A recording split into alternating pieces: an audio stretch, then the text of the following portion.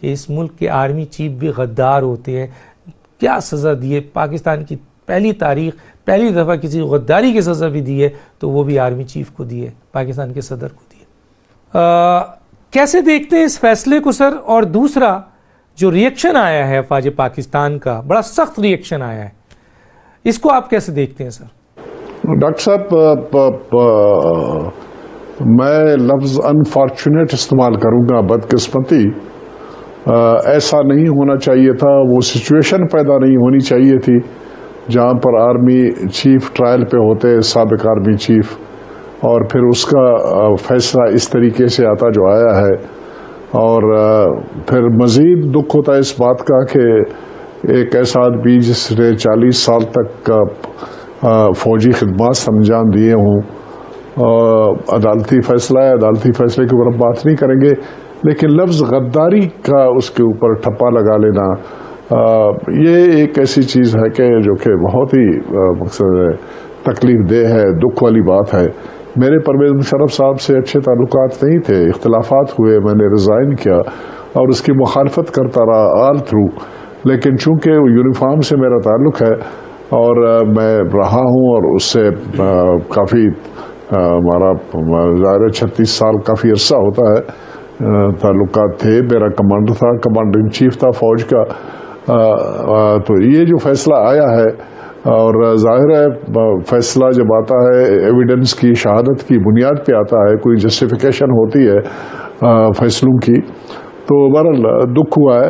اور ہونا ایسے نہیں چاہیے تھا. یہ نہیں ہے کہ میں کہوں گا کہ فیصلہ غلط ہے یا نہیں ہونا چاہیے تھا, ہونا چاہیے تھا. آئین کی پامالی کسی صورت میں قابل برداشت چیز نہیں ہے, اور لفظ غداری کی بجائے اگر آئین کی پامالی کا لفظ استعمال ہوتا وہ زیادہ قابل قبول لفظ ہوتا.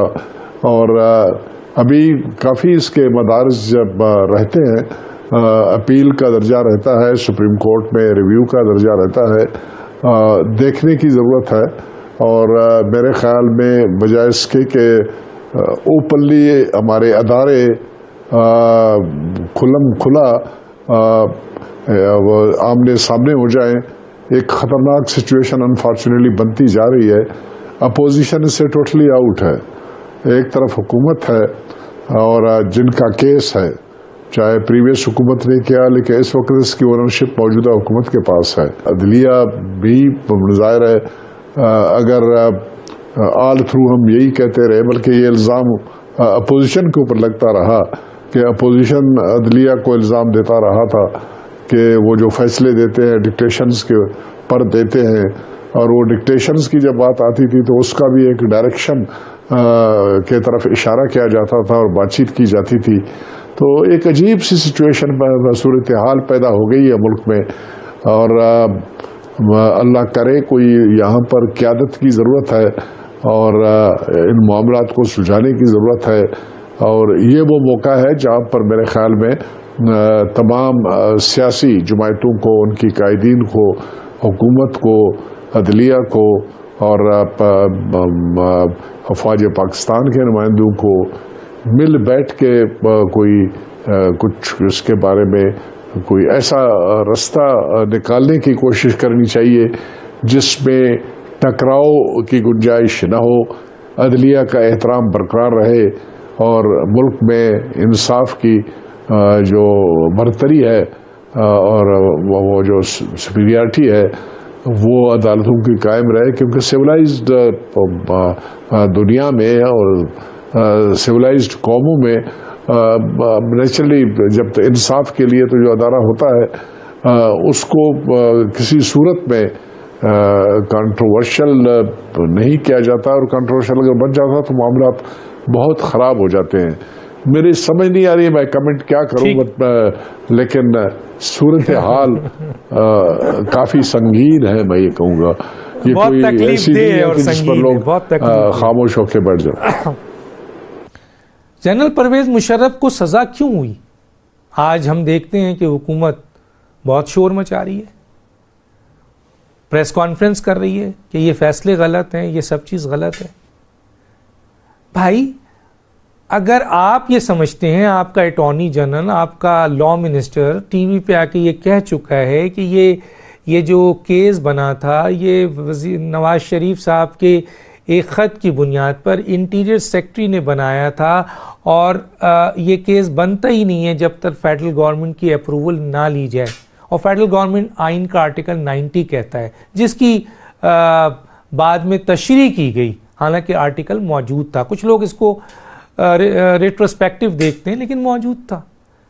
اور اگر آپ چاہتے تو آپ فوری طور پر ایک ایپلیکیشن دیتے اور پروسیکیوشن کو وڈرا کرتے.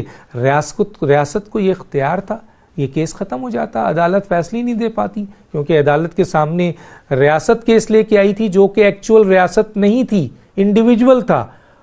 اور جب وہ اسی غلطی کو مان لیا تھا آپ دونوں بڑوں نے, تو ایک ایپلیکیشن دے دیتی, لیکن حکومت نے یہ کام نہیں کیا. ایون مشرف صاحب نے اس کیس کو سیریس نہیں لیا. ان کے وکلا بڑے نااہل لوگ تھے, ان کی جو پارٹی تھی وہ ناپختگی تھی, اور یہاں مجھے کہنے دیجئے کہ اسٹیبلشمنٹ بھی وہ اوور کانفیڈنس تھی, اور حکومت عدم دلچسپی کی بنیاد پر یہ فیصلہ آیا ہے, اور آپ چیخ رہے ہیں, چلا رہے ہیں. یقین پوچھیے, اس کے بارے میں تو الفاظ ہی کم پڑتے ہیں کہ ایک ایسا شخص جس نے 40 سال پاکستان کی بے پناہ خدمات انجام دی ہوں, جنگوں میں حصہ لیا ہو, دفاع وطن کے لیے, کارگل کے ہیرو, اور کیا کیا ان کے ساتھ اور یہ وابستہ ہیں ان کی فتوحات کا, ان کو غدار کہہ دینا, اور ان کا جو ادارہ ہے, ان کی جو انسٹیٹیوشن ہے, اس کا جو رد عمل ہے وہ فطری نیچرل ہے, وہ آنا ہی تھا. اور صرف وہ وہاں تک ہی انہوں نے اکتفا نہیں کیا, کچھ چیزیں سمبولک بھی ہوتی ہیں. آج ہمارے جو آرمی چیف ہیں, آج ہم نے خبروں میں دیکھا, سب نے پورے میڈیا نے دیکھا کہ آج وہ وہاں گئے, جو ہمارے کمانڈوز کی جو ایس ایس جی کا گروپ کا جو ہیڈ کوارٹر ہے وہاں پہ گئے. اور کس لیے گئے؟ اپنے اظہار یکجہتی کرنے کے لیے. جنرل مشرف جو ہیں وہ ایس ایس جی کے ساتھ ان کا تعلق رہا ہے, تو یہ ایک سمبولکلی پاکستان آرمی کے چیف نے یہ میسیج دیا ہے کہ پوری آرمی ان کے ساتھ کھڑی ہوئی ہے کہ وہ غدار ہو سکتے ہی نہیں ہیں یہاں پہ. اب اس کی جو قانونی تعویلیں ہیں ڈاکٹر صاحب, وہ ہم اگلے 100 سال تک ہم دے سکتے ہیں. جس کا جو خواہش ہے, جس کی جو بینٹ آف مائنڈ ہے, جس کی جو لیننگز ہیں سیاسی یا دوسری, اس کے حوالے سے وہ یہ باتیں کرتے رہیں گے, قانونی یا اپنے اظہار کرتے رہیں گے آرا کا. لیکن ایک بات بڑی کلیئر ہے, جو آپ نے بات کہی, میں اسی پہ آتا ہوں کہ چند ہفتے پہلے اسی خصوصی ٹرائیبیونل کے سامنے جب وکلا دلائل دے رہے تھے, تو انہوں نے کہا جی کہ اسلام آباد ہائی کورٹ نے روک دیا ہے کہ آپ فیصلہ نہیں سنا سکتے. تو اس ٹرائیبیونل نے ان کو بڑے کلیئر کٹ یہ کہا کہ جی ہم کسی ہائی کورٹ کے ماتحت نہیں ہیں, ہم صرف سپریم کورٹ کے احکامات کے پابند ہیں. تو جو سمجھدار لوگ تھے, یا دوسرے الفاظ میں جو ذمہ دار لوگ تھے, ان کو تو اس وقت ہی سمجھ میں آ جانی چاہیے تھی بات کہ اس کا کوئی تدارک کر لیں.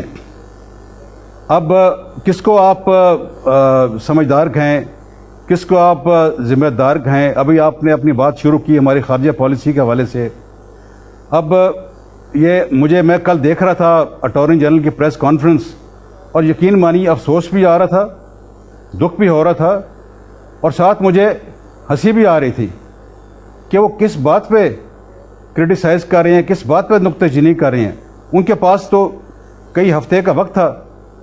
اگر وہ چاہتے, جس طرح آپ نے بالکل صحیح کہا کہ یہ انیشیٹ کیا ہوا ہے حکومت نے, اور حکومت اگر چاہے تو اس کو وڈرا بھی کر سکتی ہے, بٹ کیوں نہیں کیا؟ اب اس کے بارے میں پھر ہم وہ پرانی باتوں میں چلے جائیں گے کہ آرمی چیف کی ایکسٹینشن کی کہانی, کس طریقے سے اس کو خراب کیا گیا, کس انکمپیٹنس کا مظاہرہ کیا گیا. تو یہ بھی مجھے شیئر انکمپیٹنس نظر آتی ہے.